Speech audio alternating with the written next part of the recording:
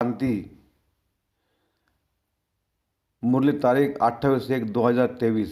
मीठे बच्चे, एक मनमना हो कि महामंत्र से तुम समझदार बनते हो। यही मंत्र सब पापों से मुक्त करने वाला है। प्रश्न: ज्ञान सागर का सार क्या है? मनमना भाव रहने वालों की निशानी क्या होगी? उत्तर: सारे ज्ञान का सार है कि अब हमको वापस घर जाना है। यह चीची दुनिया है, इसको छोड़ हमें अपने घर चलना है। अगर वह याद रहे तो भी मनमना भाव हुआ। मनमना भाव रहने वाले बच्चे सदा ज्ञान का विचार सागर मंथन करते रहेंगे। वो बाबा से मीठी मीठी रिहान करेंगे। प्रश्न: किस आदत के वशीभूत आत्मा बाप की याद में नहीं रह सकती? उत्तर: अगर गंदे चित्र देखने की आदत, गंदे समाचार पढ़ने की आदत पड़ी है तो बाप की याद रह नहीं सकती। सिनेमा है दोजक का द्वार जो वृत्तियों को खराब कर देता है। ओम शांति। रूहानी बाप बेट रूहानी बच्चों को समझाते हैं। समझाना उनको होता है जिनमें कुछ कम समझ है। तुम अभी समझदार बन चुके हो तो समझते हो कि यह हमारा बेहद का बाप भी है, बेहद की शिक्षा भी देते हैं, सृष्टि के आदि मध्य अंत का राज भी समझाते हैं। स्टूडेंट की बुद्धि में नॉलेज होनी चाहिए ना, और फिर बाप साथ में भी ज़रूर ले जाएगा, क्योंकि बाप जानते हैं कि यह पुरानी चीज़ें दुनिया है। इस पुरानी दुनिया में जो बच्चे को घर ले जाने के लिए आया हूँ, बाबा समझाते हैं कि यहाँ बैठे बैठे बच्चों के अंतर में ज़रूर आता होगा कि ओहो, ये हमारा बेहद का बाप भी है, फिर शिक्षा भी बहुत ऊँची देते हैं। सारी रचना के आदि मध्य अंत का राज भी समझाया है। यह सब याद करना भी मनमना भाव है।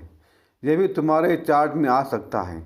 यह तो बहुत सहज है, और भल कुछ न करो, परंतु उठते बैठते चलते फिरते बुद्धि में ये याद रहे। वंडरफुल चीज़ को याद करना होता है। तुम समझते बाबा को याद करने से, पढ़ाई पढ़ने से हम फिर से विश्व का मालिक बनते हैं। यह बुद्धि में चलता रहना चाहिए। भल कहाँ भी बस ट्रेन आदि में बैठे हो, परंतु बुद्धि में याद हो। पहले पहले तो बच्चों को बाप चाहिए। तुम जानते हो हम आत्माओं का रूहानी बेहद का बाप है। सहज याद दिलाने के लिए बाबा युक्ति बताते हैं। मामी कम याद करो तो आधा कल्प के जो तुम्हारे विकर्म है वह सब योग अग्नि से भस्म हो जाए। जन्म जन्मांतर बहुत ही यज्ञ जब तप आदि किए हैं। भक्ति मार्ग वालों को पता नहीं है कि यह सब क्यों करते हैं, इनसे क्या प्राप्ति होगी। मंदिरों में जाते इतनी भक्ति करते हैं, समझते हैं यह सब परंपरा से चला आया है। शास्त्रों के लिए भी कहेंगे यह परंपरा से चले आए हैं, परंतु मनुष्यों को पता ही नहीं कि स्वर्ग में तो शास्त्र होते नहीं। वह समझते सृष्टि के शुरू से ही यह सब चला आता है, न कि किसको यह कह सकते कि बेहद का बाप कौन है। यह हाथ का बाप अब बेहद का टीचर तो नहीं है। हाथ के टीचर से तुम सब पढ़े हुए हो, जो पढ़कर ही नौकरी आदि करते हैं, कमाई करते हैं। तुम बच्चे जानते हो यह जो हमारा बेहद का बाप है, उनका कोई भी बाप है नहीं। यह बेहद का टीचर भी है, इनका कोई टीचर नहीं है। इन देवताओं को किसने पढ़ाया, यह तो जरूर याद आना चाहिए। यह भी मनमना भाव है। यह पढ़ाई तो कहाँ से पढ़ी नहीं है। बाप स्वयं में नॉलेजफुल है। इनको किसने पढ़ाया है क्या? मनुष्य सृष्टि का यह वह बीजरूप है और चैतन्य है। ज्ञान का सागर है। चैतन्य होने के कारण मनुष्य सृष्टि रूपी झाड़ का आदि से अंत तक राज सुनाते हैं। अंत में आकर आदि का ज्ञान सुनाते हैं और कहते हैं, बच्चों, जिस तन में मैं विराजमान हूँ, इन द्वारा मैं आदि से लेकर इस समय तक सब कुछ सुनाता हूँ। अंत के लिए तो पीछे समझाएंगे, तुम आगे चलकर समझ जाएंगे कि अब अंत है, क्योंकि उस समय तुम कर्मठ अवस्था को पहुँच जाएंगे और आसार भी देखेंगे कि इस पुरानी चीची दुनिया का विनाश तो होना ही है। यह कोई नई बात नहीं है, अनेक बार देखा है और देखते रहेंगे। कल पहले राज्य लिया था, फिर गंवाया, अब फिर ले रहे हैं। बाबा हमको पढ़ाते हैं, तुम समझते हो हम विश्व के मालिक थे,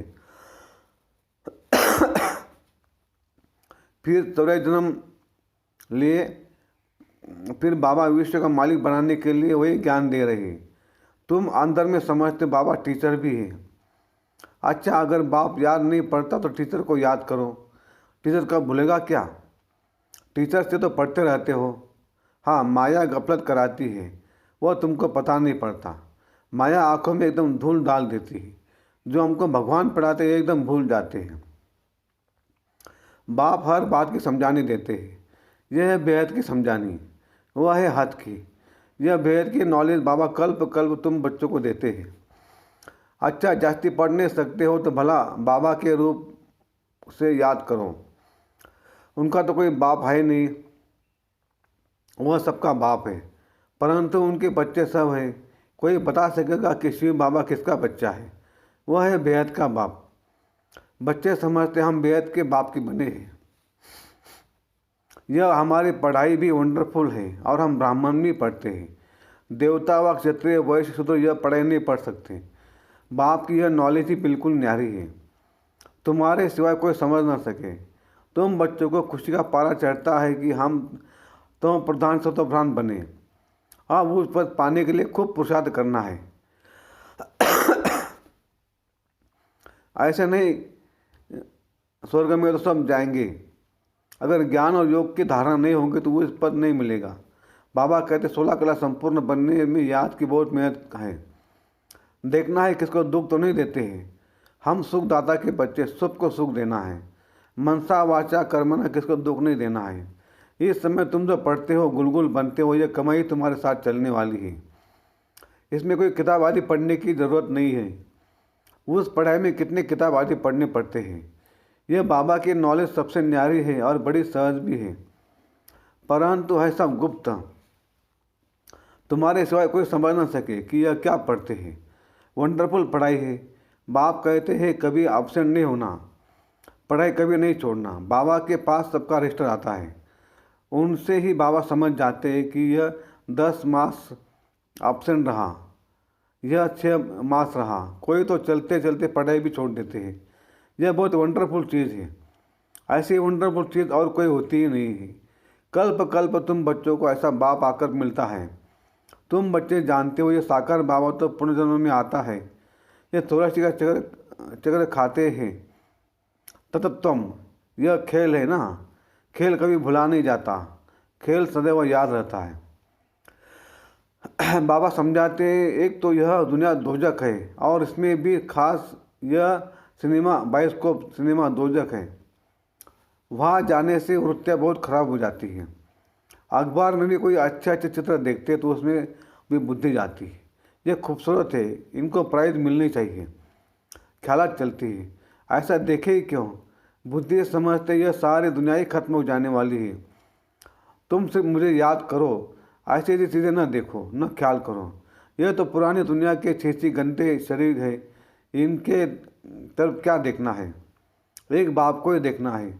बाबा कहते मीठे मीठे बच्चे, मंजिल बहुत ऊंची है, माया कोई कम नहीं है। माया का देखो कितना भपका है। उस तरफ से है साइंस और यहाँ है तुम्हारे साइलेंस। वो लोग चाहते मुक्ति को पाए, यहाँ तुम्हारी एम ऑब्जेक्ट है जीवन मुक्ति को पाने की। जीवन मुक्ति पाने का कोई रास्ता न बता न सके। सन्यासी आदि कोई भी यह नॉलेज दे न सके। वो किसको समझा नहीं सकते कि गृहस्थ व्यवहार में रहकर पवित्र बनना है। यह एक ही बाप समझाते हैं। भक्ति मार्ग में टाइम वेस्ट होता आया है। कितनी भूलें होती है, भूल करते करते भोले ही बन गए हैं।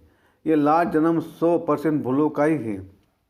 जरा भी बुद्धि काम नहीं करती। अब बाबा तुमको समझाते हैं तब तुम समझते हो। अभी तुम सब समझ गए हो तो औरों को भी समझाते हो।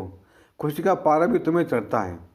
वंडर है ना, इस बाप को कोई बाप नहीं, कोई शिक्षक नहीं। तब सीखा कहाँ से? मनुष्य वंडर खाएंगे। बहुत समझते इनका जरूर कोई गुरु होगा। अगर यह भी गुरु से सीखा हुआ हो फिर गुरु के और भी शिष्य होने चाहिए।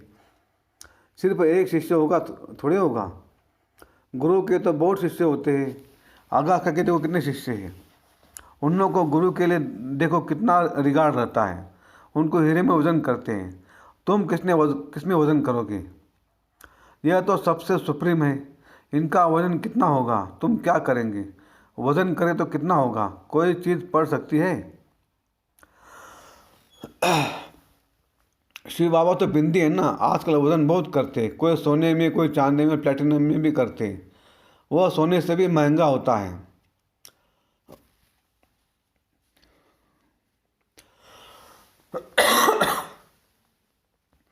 अब बाप समझाते वो जिस्मानी गुरु तो तुम सदगति देते नहीं, सदगति में ले जाने वाला तो एक ही बाप है। उनको किसमें वजन करेंगे। मनुष्य तो सिर्फ भगवान भगवान ही कहते रहते हैं, लेकिन यह नहीं जानते कि वह बाप है, टीचर है। बैठे कितना साधारण है, बच्चों का मुखड़ा देखने के लिए थोड़ा सा ऊपर बैठते हैं। मददगार बच्चों के बिगैर हम स्थापना कैसे कर सकते हैं। जो जास्ती मदद करते हैं उनको जरूर बाबा लव करेंगे। लौकिक में भी एक बच्चा 2000 कमाता है, दूसरा 1000 कमाता होगा, तो बाप का लव किस पर रहेगा। परंतु आजकल तो बच्चे पूछते ही बाप को कहा है। बेहद का बाप भी देखते फलाने फलाने बच्चे बहुत अच्छे मददगार हैं। बच्चों को देख देख बाबा आशीर्वाद होते हैं, आत्मा खुश होती है। कल्प कल्प मैं आता हूँ और बच्चों को देख बहुत खुश होता हूँ। जानता हूँ कल्प कल्प यह हमारे मददगार बनते हैं। यह बाबा प्यार कल्प कल्प का बन जाता है। काव्य बैठे हो बुद्धि में यह सोचो बाबा हमारा बाप भी है, टीचर भी है, गुरु भी है, स्वयं में सब कुछ है। तब तो सब उनको ही याद करते हैं। सत्य में कोई याद नहीं करेंगे, क्योंकि 21 जन्मों के लिए बाप बेड़ा पार कर लेते हैं। ऐसे ऐसे सिमरन कर बच्चों को आशीर्वाद होना चाहिए। खुशी होनी चाहिए कि हम ऐसे बाप की सर्विस करें। बाप का सबको परिचय दे। यह भेद का बाप है। बाप ही स्वर्ग की स्थापना करते हैं। बाप ही हम सबको साथ ले जाते हैं। ऐसे ऐसे समझाने से सर्वव्यापी कह नहीं सकेंगे। बाप ने कहा है विनाश काले विपरीत बुद्धि विनश्यन्ति। वह सब खत्म हो जाएंगे, बाकी तुम विजय पाएंगे। तुम राजधानी स्थापन कर रहे हो। आत्माओं का बाप आत्माओं को बैठ समझाते हैं, तो ऐसी ऐसी वंडरफुल बातें सबको सुनानी चाहिए। अच्छा, मीठे मीठे सिगल दे बच्चों प्रति माता पिता बाप दादा का याद प्यार और गुड मॉर्निंग। रूहानी बाप की रूहानी बच्चों को नमस्ते। हम रूहानी बच्चों की रूहानी बाप दादा को याद प्यार, गुड मॉर्निंग और नमस्ते। धारणा के लिए मुख्य सार। 1. सुखदाता के हम बच्चे हैं, हम सबको सुख देना है। मनसा वाचा कर्मना किसी को भी दुख नहीं देना है। 2. पढ़ाई और पढ़ाने वाला दोनों ही वंडरफुल है। ऐसी वंडरफुल पढ़ाई को कभी भी मिस नहीं करना है, एब्सेंट नहीं होना है। वरदान। सदा हर दिन स्व उत्साह में रहने और सर्व को उत्साह दिलाने वाले रूहानी सेवाधारी भव। बाप दादा सभी रूहानी सेवाधारी बच्चों को स्नेह की यह सौगात देते हैं कि बच्चे हर रोज स्व उत्साह में रहो और सर्व को उत्साह दिलाने का उत्सव मनाओ। इससे संस्कार मिटाने की जो मेहनत करनी पड़ती है वह छूट जाएगी। यह उत्सव सदा मनाओ तो सारी समस्याएं खत्म हो जाएंगी। फिर समय भी नहीं देना पड़ेगा, शक्तियाँ भी नहीं लगानी पड़ेगी। खुशी में नाचने उड़ने वाले फरिश्ते बन जाएंगे।